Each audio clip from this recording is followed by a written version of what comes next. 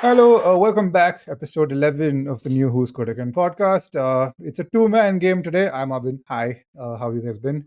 Joined by good old Tushar today. How are you, my friend? How's our Monday Hello. treating you?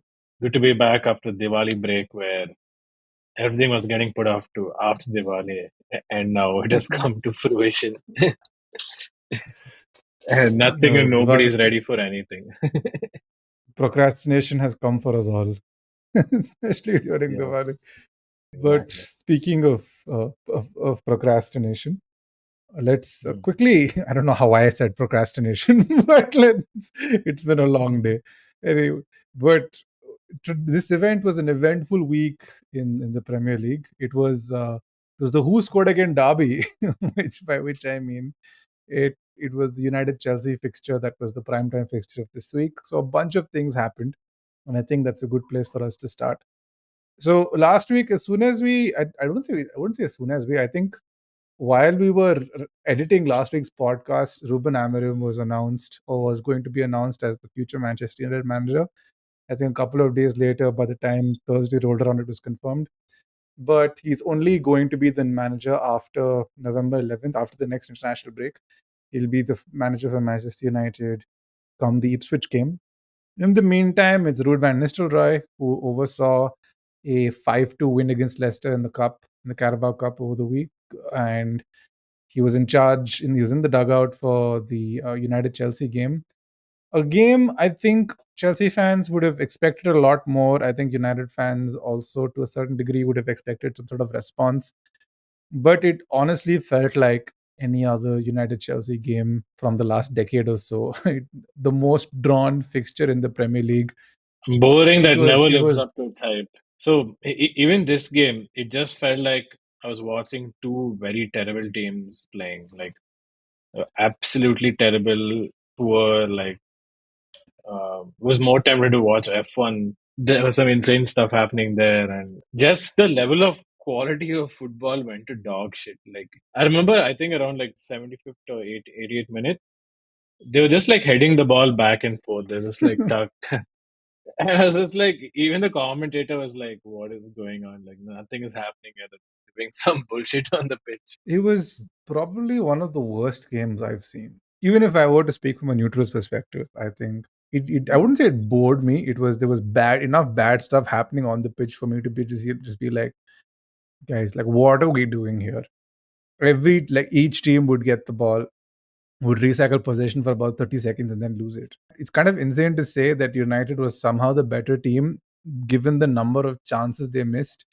Apparently, on the way out of the ground, Chelsea fans went up to United and said Garnacho was their best player because he was on a one man mission. Now, for those of you who don't know, Garnacho models his game. He's an Argentine, but he models his game around Cristiano Ronaldo, which means there are certain times in the game where he thinks he has to do the Ronaldo thing, by which I mean he has to get into the box and he has to get a shot away. But the problem is that when your team is clearly suffering with goals, you need to make better decision making in times like these. I don't even think it's that. He's the world supposed to be a world class professional footballer playing for Manchester United. How are you missing goals like that? How are you missing easy shots? Just put it straight in. That's it. I was convinced by the 75th minute that doesn't matter what happens, even if it is on 0 yards away from open play, in open play, United are not going to score. It doesn't matter. You have to do some stupid fuck up or some red card or some penalty. That's the only way United will score. And that's exactly what ended up happening. It was a ball that was floated into the box. Robert Sanchez was I think we all agreed it was a penalty. Like Hoyland, that was Hoyland's first touch in the box, ironically, Yeah, yeah. and it It was led to a, a penalty that Bruno dispatched. if he had let the ball go, United would have found a way to screw it up and not score, and we would No, have for been sure. fine. We would have been completely fine. And it was also like going Hoyland, out. So Highland would have had to go like near the touch line and then come back and score. And I don't think it was happening. yeah, and Manchester United do Manchester United things after conceding that, right? But then by conceding, by score after scoring that they ended up conceding what I think is possibly a one in a million kind of goal. Moises Caicedo, the ball comes out from a Chelsea corner, falls at his, like, it's in the air, he volleys it, it goes through Mudrik's legs and into the bottom corner. I remember while watching it going, you know what, there is nothing you can do about such a purely, like, unless the player got to it in some capacity or the other. It was went like a rocket before anybody realized what was happening. That's the thing. It's Bangor's only Moises Casido. That's his name, I guess, because He he had a only great he game. never scores normal. Yeah, he had an amazing game. But just coming to like the strategy, I think Maresca he must have seen the Leicester game or something like that because he wasn't playing the free flowing risk football that he generally plays. He and there must be some Venn diagram out there about ball managers and overthinking big games because it seems to be happening a lot and I the don't know. I thought intersection is big. I don't know why he was playing James out of his position. It didn't work. That's why in the second half he had to put Cucurella on and put James back to substitute Malo Gusto and put James back to his right back position and then we looked at least a little bit better. mm, Yeah, but I felt like he was scared that if we play the high risk, high reward football, that we will definitely lose. And United are on this crazy attacking Rude Van no. Nistelrooy. I mean, that's what it felt like in the last game. Some crazy counter attacking stuff that they're doing. So he just didn't want to lose on the counter, and he just set us up to just defend. And mostly our defense, either our defense did the job or United were dog shit. I think it could be the latter mostly. Yeah, it just came down to brain dead decision making. Like every single Yeah, time the United attackers got in the box, they made the wrong decision. And nobody is more guilty of it than Alejandro Garnacho because, and see, here's the thing, I understand he's a 20-year-old kid. He has the rawness of a 20-year-old kid. He's a very good 20-year-old kid. But it is not his fault that he's on the pitch for a full 90. Yes, he has that one chance, I think, in the 86th minute, which just about floats over the bar. But you can clearly tell he's having a stinker of a game. It is up to the manager or the management to get him out of there because he's yeah, got it into his head that that he needs to keep taking shots and eventually one will go in. It's the sunk cost fallacy, or it's like the cold hand trying to go hot, right? You're just doubling down, and he started to double down.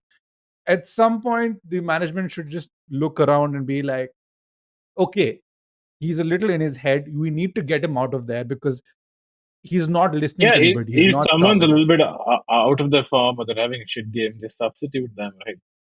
And He took off the especially wrong because, player. but that's what we said about Ten Hag as well, right? Yeah, which Keeps is doing again that. insane. They took Rashford off Yeah, and kept Garnacho on, which, okay, I understand Garnacho looked better from an output perspective, but he looked terrible.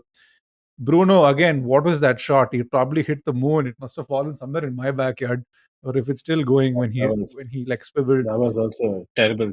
I feel like the big players like Cole Palmer, Garnacho, Bruno didn't all very quiet this game. Very quiet. Not really doing any big involvements. Not doing any crazy things. Nothing Very really dead happening. game. We need to stop putting Yeah, United as the last fixture of the Premier League. Bring them back. Like I want to see them, on an early kickoff or the 3 p.m. kickoffs. We don't deserve prime time. Look what a boring drudge fest we served. I was absolutely like this. This is a poor game. Um, I think maybe, but Maresca might go back next week to his regular programming of his regular risk football that he does. I hope so because I said this earlier. I think the first second episode. I was like, when we're 10 games in, then I'll tell you whether this guy is good or not. And it was the 10th game, and he didn't look that great. I don't know, man. I feel like you're having a hot and cold season. I think you have two good games, one bad game, or one bad game, two good games. It's just you're a top four team. It looked like a top four team. The attack is We are top fluent. I think four. Cole, Right. Yeah, just You're on goal currently ahead difference, of we are. Arsenal. Yeah, just Yeah. on goal difference, right? Arsenal, who are supposedly going for the title, we're ahead of them. Yeah. Let's actually go get into that game. I want to talk about Ambrim, but I'll talk about him towards the end of the episode. But let's quickly jump into the Arsenal game, which where they traveled to St James's Park, home of the lads, and they came out 1-0 losers thanks to a phenomenal goal from Alexander Isak, who was joking later on saying he doesn't score headers, he's very bad at them. An early cross comes in from Anthony Gordon, and Isaac rises up like a salmon, jumping out of water, out of the sea, and catches it straight, bang, top corner. David Raya can do nothing about it. It's just one of those, again, much like the Caicedo goal, it's one of those insanely good goals that your defense gets caught out on. What is unforgivable, I think, from an Arsenal perspective, is what their attack has become. I understand that they're hampered by injuries at this moment in time, but the over reliance on Saka and the disappearing form of Martinelli, Gabriel Jesus, who's the other striker that they have? Kai Havertz, who I don't know what he's trying to play an Odegaard role at this point. So they're doing something with him. It just has led to Arsenal looking extremely toothless up front, which is why the claims of Mikel Arteta being a Spanish Tony Pulis only seem to be getting louder and louder. Yeah, I don't know what's happening at Arsenal. Is Arteta leaving to City in the summer or something? I don't know what what is going on there because it's supposed to be their turn, their title race. What is the conspiracy theory in this game now? Nothing, dude. Somebody tried There's it. no experience. Really, they try. What is the Yeah. conspiracy theory? This So there's this clip floating around, right? And it's about like one Arsenal fan saying, "Oh, look at this challenge from this angle. Does it not look like a penalty?" And everybody in the comments below are clowning him. Either that's like an engagement bait thing, or Arsenal are generally convinced that there is a conspiracy theory that the whole league is against them. I don't know, man. It's starting to seem a little bit crazy, but also what is happening now is the Arteta out chants are getting louder and louder. Yeah, you can see it, right? Like it's like this is the third season of that. It's our title race, and that fatigue has set in. The players look dead. Like it's like Tottenham at Pochettino a few years back, where they were like, "We're doing everything that the managers are asking us to do, but there's no result coming." And so I think it's time to change. And the minute he put Jesus in, I was like, "It's 3 points for Newcastle because that man isn't doing jack shit." There's nothing happening. No creativity, no goal scoring. Nothing is going to happen. Dude, Jesus, that guy looks. I mean, I think he's more or less done. But I don't understand this need, and this is something I have not understood with the Arsenal fans about the whole Arteta out chance. I think Arsenal, compared to where they were to where they are now, are a supremely like talented team compared to what they were, right? I mean, these last 2, 3 games, I feel like they're looking like they're starting to wane. Like there's like a Hmm. downward spiral that's happening. And I'm very surprised. Like the last 2 seasons, I was like, wow, Arsenal. From this season on, I can see that fatigue and that downward spiral and that waning. Even the quality of football going down. And Arsenal were dog shit in this game. Newcastle weren't great. It was just Arsenal being really bad. But I think Arsenal need to win something for them to believe in Arteta. I think they've just had too much, given him too much time, and he's not really won anything for them. And I guess that's why they're getting more frustrated than they've ever been. It's going all downhill from here now for them, is what I feel. I agree that their frustrations have come from from not winning anything, from not putting any sort of efforts in the cup. But also, I would blame recruitment. Summer recruitment is probably why you are where you are. This Mikel Merino kid, I don't understand why you had to sell Emil Smith Rowe, who is absolutely flying at Fulham, who is clearly cover for Martin Odegaard. Like, did you think that Odegaard Yeah. would have one more injury-free season? Uh, why you brought him in, and he's finding it hard to adjust to the Premier League. And going into a season with Kai Havertz and Gabriel Jesus, two strikers who have historically not accumulated more than 20 goals in the Premier League, at any point in their career is a recipe for disaster. Like you have Haaland who goes for 35 goals in the City front line. I think the City front Yeah. line accumulates about 75 to 80 goals a season by itself. I don't think Havertz and Jesus together can do 20 goals a season. I think Havertz will be more have the chunk of those goals, but I don't think they're Yeah, cohesive enough I don't think this season even compared together to what they were last season. Yeah, their total will come to 20. Like there's no chance. Can you tell me, and this is a really hard decision, who was the worst Arsenal player on the pitch for this game? 'Cause I think they were all pretty bad. Not all bad, yeah. Not, but Yeah. if you were to blame someone, you blame the attack. Yeah, okay, there's no output from the attack, but I don't know, like everybody didn't really. I don't know. Is Arteta doing this thing where you can't bottle the league third time if you don't even compete? Is that what he's trying to do? I don't get it, dude. I think the Arteta, what do you call, frustrations are a little overblown. I think come January you will see a better version of Arsenal. What they really should be doing now, and this is something, given City are stuttering, I would have expected them to just go on this lockdown run, but clearly the injuries and the frustrating tactics are catching up with them. They seem to have gotten a lot of the heavy away fixtures out of the way, though. They've been gone to St James's Park. They've gone to the Etihad. yeah, They've gone to Aston Villa. Where else have they gone? They've gone to a bunch of like real, like tough away games, right? They've got them out of the way. So if they can have a good December to Jan to like February, and then really kick into gear in Feb, be in touching distance when the title race really kicks into gear, I think they'll be okay, or they will be able to sustain the challenge. But that Jan window, they need some sort of reinforcements to come in there. Yeah. The recruitment has to be on point.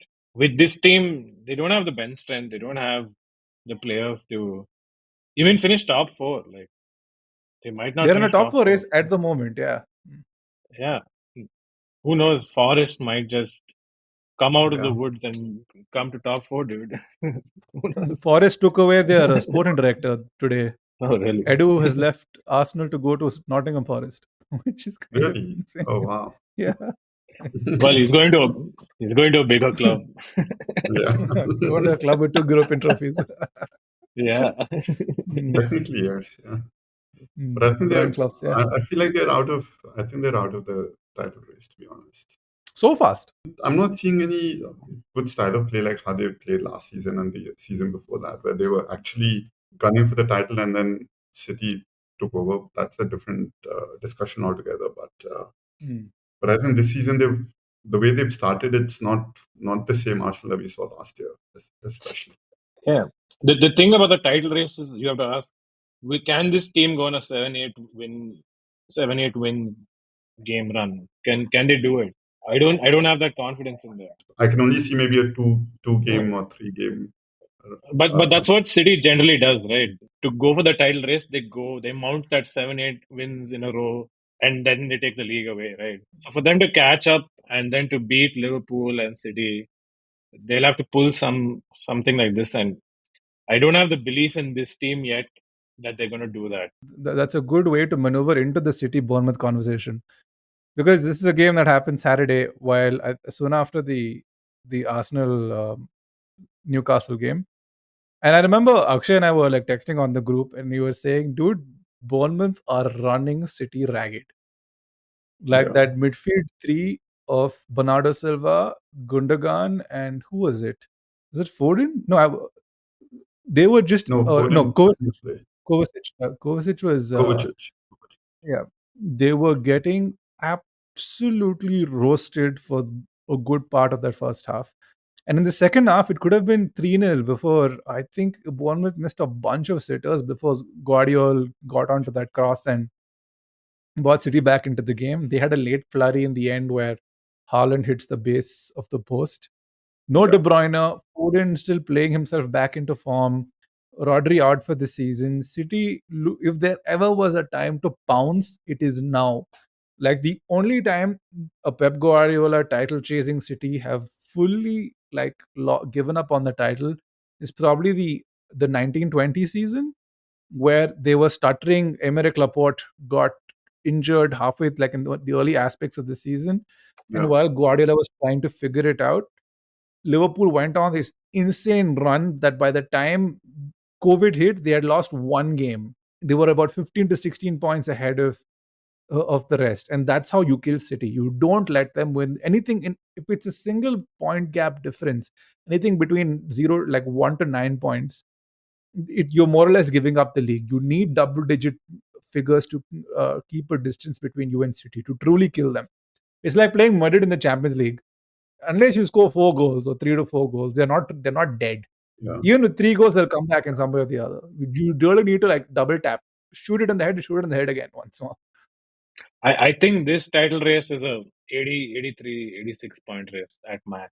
Yeah. There's no Okay. 100, there's no 90, there's none of that crazy stuff happening. Yeah, I think Is it, Liverpool are definitely in the cruising seat for this because it feels like they almost nobody can catch them. And the way Arnie Slot is slotted in, unbelievable transition, dude. Unbelievable. Such a smooth transition from one manager to another.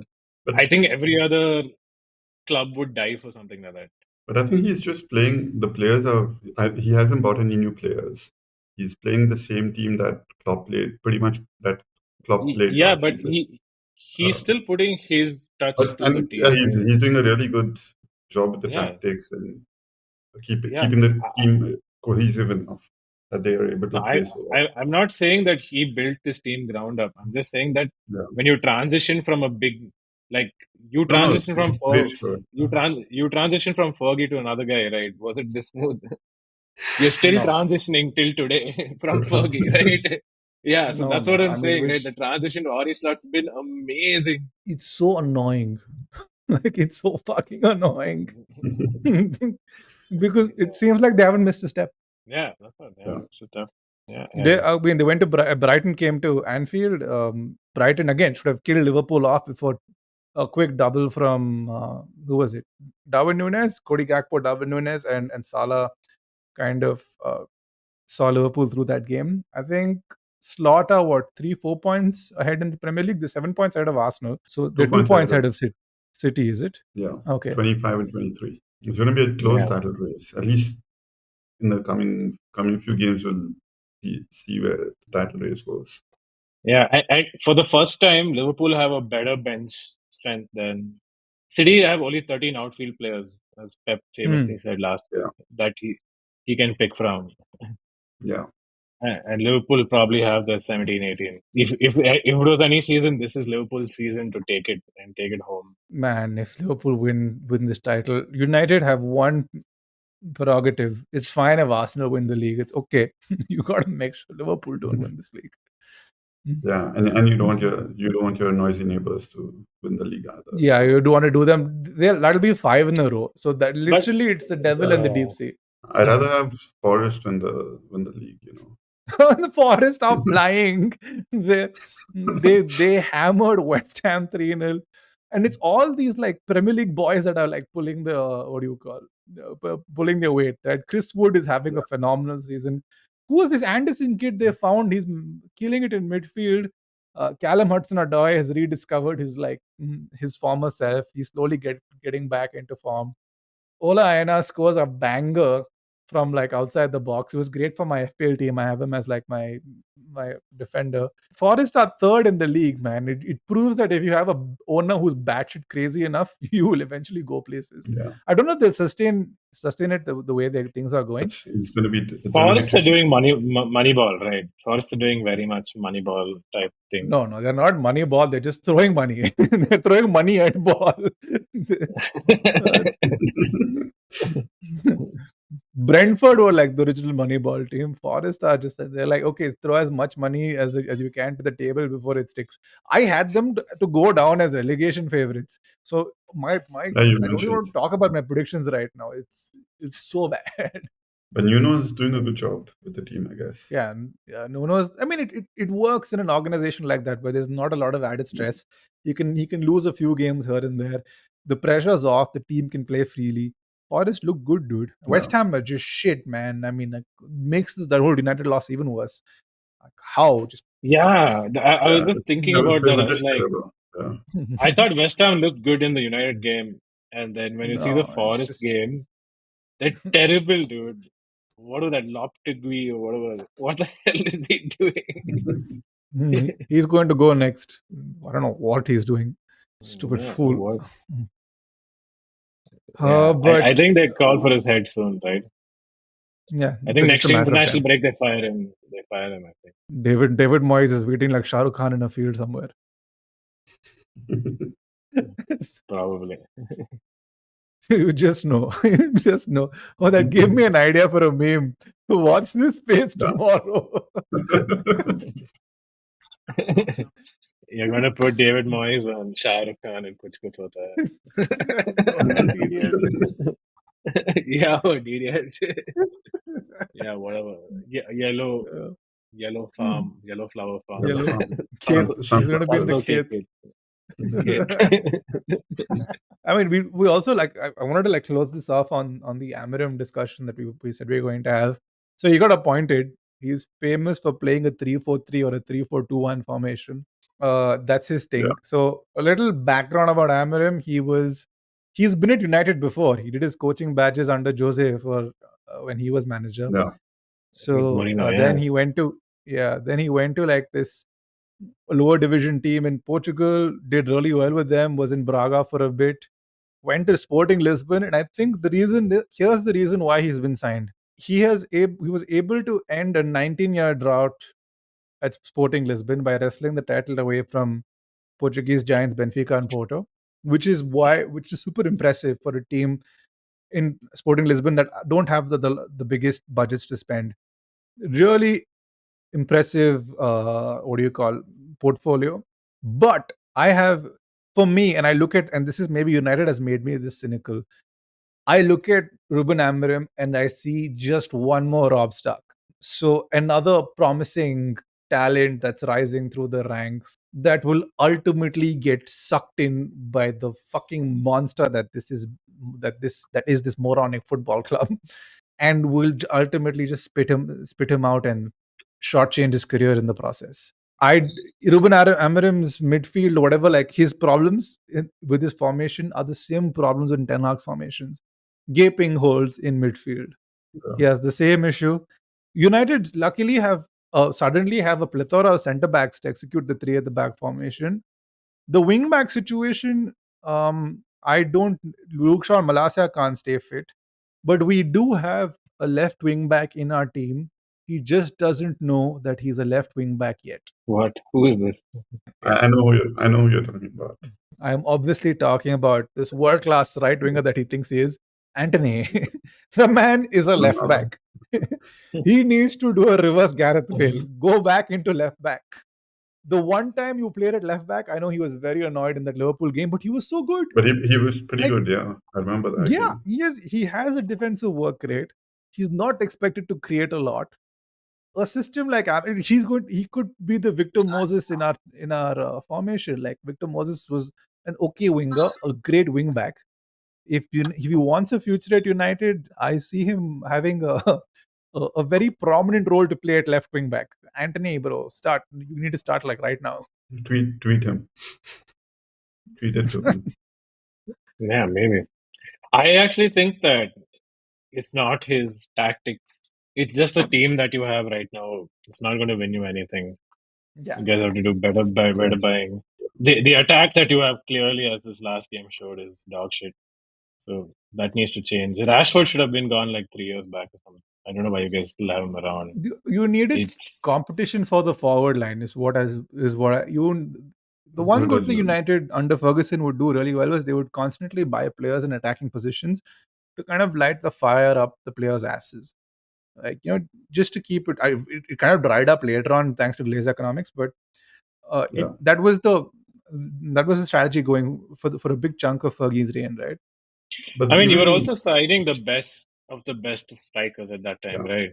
Now you're just Now, signing some random thing and hoping. fucking Like, Ben your recruitment Simmons, do you know how much my blood boiled yesterday, dude? This Oxy guy, Bro, man, my yeah, that god, was he came on. Bruno plays this insane, like over, like again I see. behind the, and you know what is frustrating? That's the kind of chance Hoyland was looking for the entire game. Like that's a Hoyland chance, because Hoyland, once he he would has have that burst of pace, he would have like gotten away he would from have his made it defender. and scored. Yeah.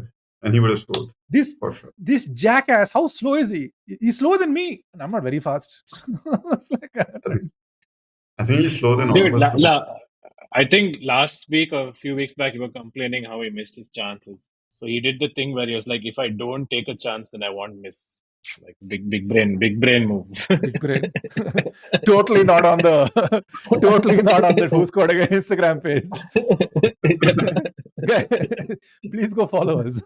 I'll leave a link in the description, as I always do. You will see our faces, and you will also see some really dumb content I've thought up as I'm going through my day. So please humor me.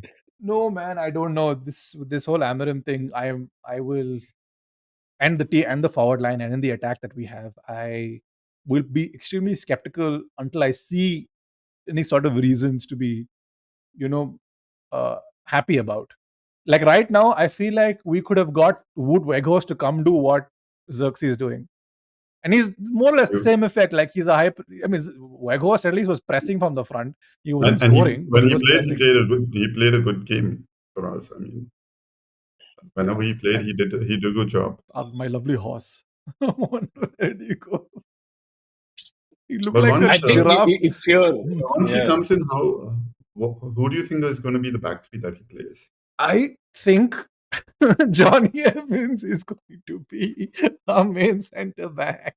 37-year-old Johnny Evans. And then we're going to have, I think we'll see a back three of Delict, Martinez, and maybe like a rotating door of Johnny Evans, Harry Maguire, Linda, who played in midfield yesterday randomly. I was like, the fuck are you doing? I was quite, yeah.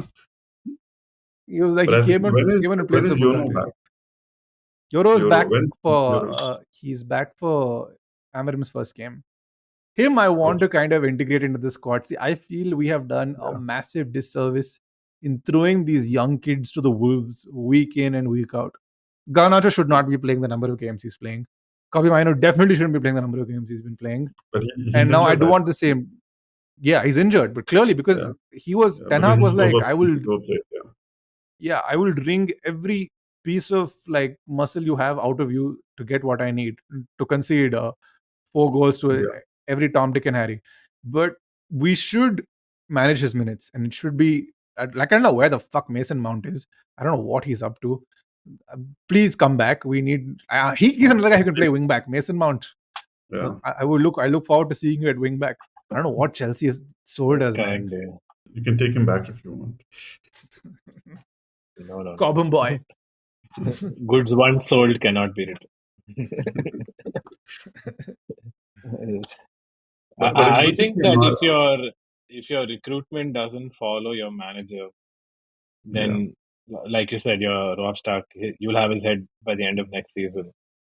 No, or in the first season. But we saw that with Ten Hag. Recruitment actually did follow him, and it got us nowhere. He just bought half of Ajax is in your club, dude. What? You can't just buy half of Ajax and be like, no, recruitment followed me. How can you make him recruitment? Why don't you have a guy above him that's doing recruitment? That doesn't make any sense. Dude, Victor Gyökeres is absolutely murdering in the Primera Division. I want him nowhere near my club. Like I'm going. He's gunning for him now. No. I absolutely do not want Victor Gyökeres. I don't want like Sporting Lisbon to pull our pants down over another signing who comes to the Premier League. We have Victor. We have a Højlund type. Amorim, do your magic, turn him into a striker, or get anybody else. Don't go after players you've worked with before. It's clearly not working. Yeah. I mean, there should be a recruitment guy above the manager who's doing recruitment, who doesn't care what the manager. This is what Chelsea did. Okay, we just bought truckload of players. We bought like 50 players, and then like in these 50, some 15 will be decent, and then we're playing with that 15. Okay.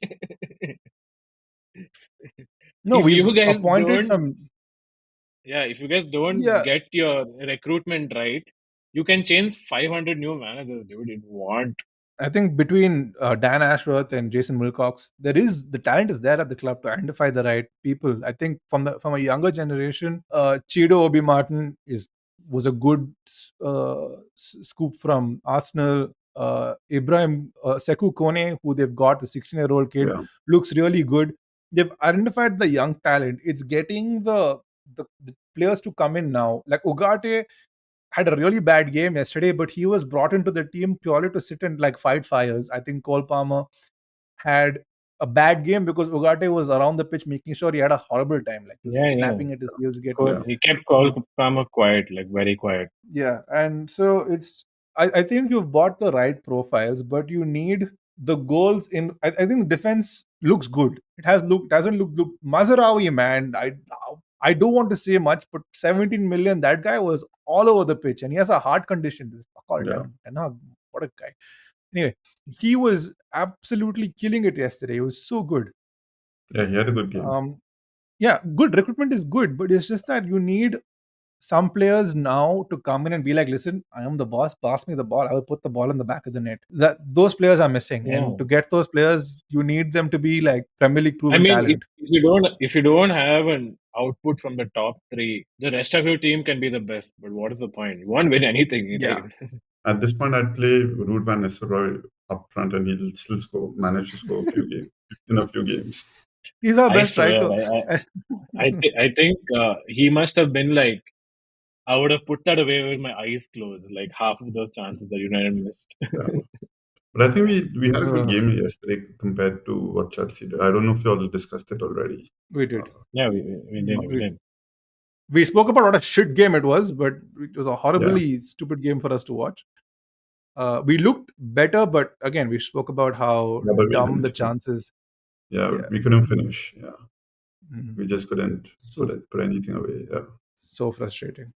But been I a think there are a long bunch of interesting Champions League fixtures coming up this week. Arsenal go to Inter Milan. It'll be interesting to see how that progresses. I don't know who United have in the Europa League. It'll be curious to see. They need to like get their house in order this week. Daylight savings is kicked in, so I'm not going to be watching any of the games. It's 1:30 kickoffs Oh, yeah, again. it's gonna. Mm. Man, that's gonna be Good. I mean, because if United are bad, and I made this decision last year, if they are bad, I get annoyed. The game will end at 3:30 until 4:30. I'll just be staring at the ceiling, annoyed, and then Yeah, I'll you're wake up that by no. 8:30, and my whole day is ruined. I'm not going to do that. We're But I will pay playing attention to highlights. POK. Oh, Panathinaikos, interesting. Panathinaikos, yeah. We'll see how that goes. Okay, friends. We'll see you soon. Please send us some feedback via the leave poll. You can just like a questionnaire for you guys if you'd like to leave some sort of feedback. You can find us on Instagram. I'll leave a link in the description. If you won't have any questions, if you want to engage in a dumb conversation, please feel free to hit us up. Always happy to engage. We'll see you next week. Sid will be back in. For those of you who have not realized, Akshay joined in halfway through the conversation. We'll say hi to him now.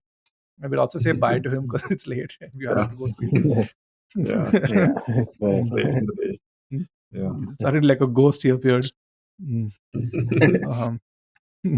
So yes, All right. we shall see you next week. Take care and have a good week. Cheers. Have a good week. Good night. Cheers.